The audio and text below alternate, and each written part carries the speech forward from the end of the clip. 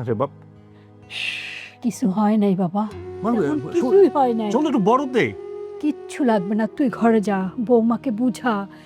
এভাবে সংসার হয় না বাবা, আমি আমার সংসারে শান্তি চাই, আমি তোদের শান্তি দেখতে চাই। মা, এটা কেমনে শান্তি বাবা তুমি কও? মা, মা গো, তুমি আমার ক্ষমা করে দাও। ওর হয়ে আমি তোমার কাছে ক্ষমা চাইতেছি মা। অভিশাপ দিও না। কেন আমি তোকে অভিশাপ দিব বাবা? আমার কিছু হয়নি বাবা, তোরা শান্তিতে থাকলে আমার শান্তি। যা, তুই বৌমাকে চাই বুঝা। যাই হোক মা, আমি একটা সিদ্ধান্ত নিয়ে ফেলেছি। আর যাই হোক, ওর সাথে সংসার করা সম্ভব না আমার, কোনো মতেই না। কি বলিস এসব?